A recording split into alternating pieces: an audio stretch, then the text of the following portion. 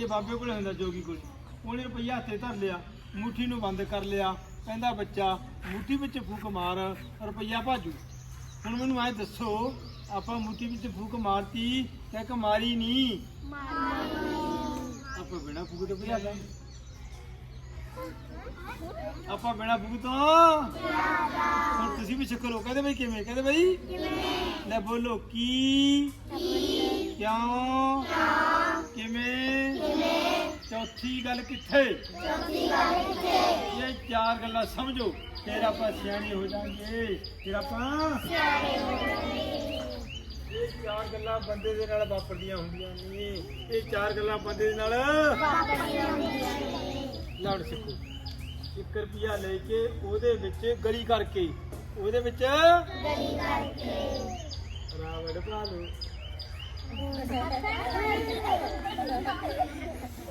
ਕੀ ਭਈਆ ਬੋਲੋ, ਜੈ ਵਿਗਿਆਨ।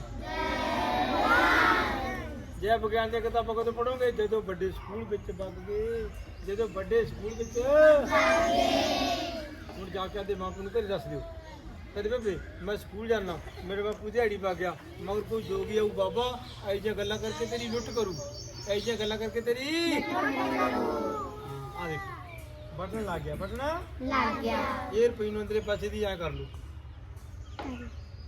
ਕਹਿੰਦੇ ਬੇਬੇ ਮੇਰੇ ਕੋਲ 1 ਰੁਪਈਆ, ਫੂਕ ਮਾਰ ਪਾਪਾ ਵੇ। ਜਦੋਂ ਪਾਪਾ ਫੂਕ ਮਾਰੂ ਕਦੇ ਹੈ ਨਹੀਂ। ਬਸ ਜਾਦੂ ਨਹੀਂ ਹੁੰਦਾ, ਜਾਦੂ ਨਹੀਂ ਹੁੰਦਾ। ਨਾ ਕੋਈ ਭੂਤ ਆ, ਨਾ ਕੋਈ ਭੂਤ। ਕਿਹਦੇ ਘਰੇ ਆ?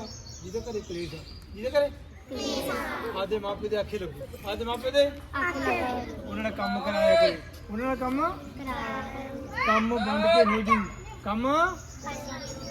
ਕੰਮ ਸੌਖਾ ਹੋ ਜੂ, ਕੰਮ ਕਲੇਸ਼ ਪੈਣਾ ਨਹੀਂ, ਕਲੇਸ਼।